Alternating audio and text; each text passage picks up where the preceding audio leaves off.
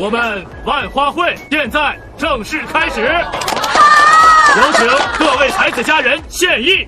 开封地脉，花醉仪。不对，他怎么知道这首诗的？尤为难道天下第一？孔双双在他那儿？花开真的假的？二哥的诗磅礴大气，小弟自愧不如，甘拜下风。什么输赢的，不过是切磋罢了。王爷前夜做的那首《咏牡丹》，小女虽然不才，但也觉得真真是极好的。不如这样，我来执笔，请由吟诗。庭前芍药妖无格，池上芙蕖净少情。花开时节动京城。我未曾料到过，我独孤远也有今天。我从来都没有忘记我是谁，我该做什么。等我再回来，我一定可以把它忘得干干净净。不知杨大学士以为这两首诗如何呀？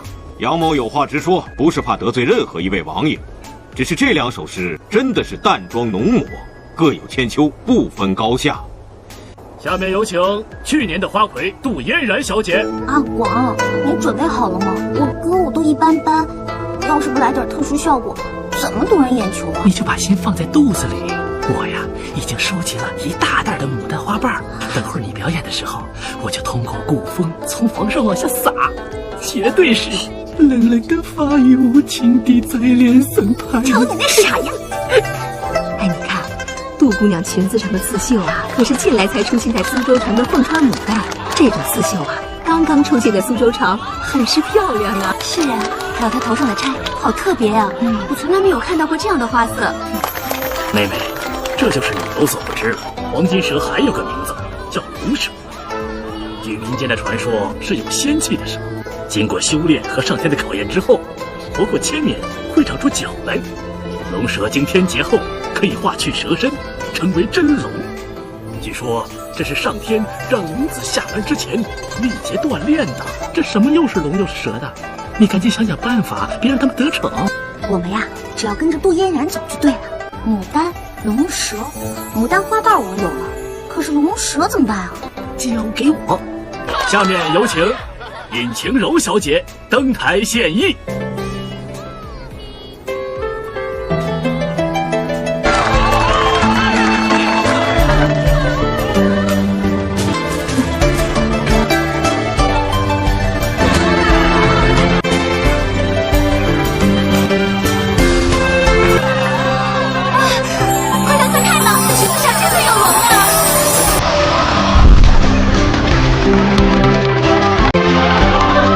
竟有如此之事，照此说来，这两个女人都有兴国之兆，都有母仪天下的命格了。天无二日，国无二主，这岂不是荒唐？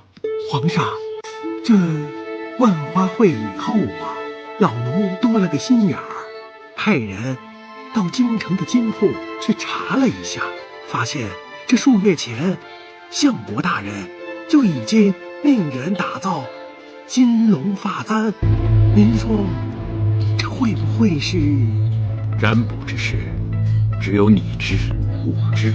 哎呦，皇上，老奴没泄露出去啊！起来吧，谢皇上。我对你这点信任还是有的，就当是巧合吧。我以为当个花魁会有奖金什么的，谁知道就给了一朵大红花。你们主办方真够抠的。我记得你平常是不爱跳舞。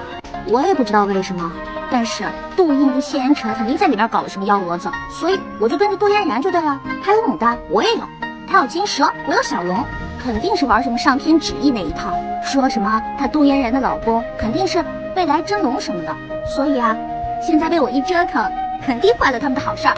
谁让我的未来夫君也是真龙呢？堂堂相国，却把事情办成这样。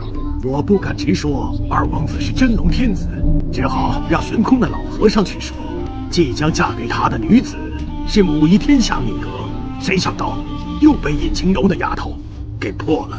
今日不成，今年其必有防备，不如在你身边安排个戏子。公主所言甚是，我这就去安排。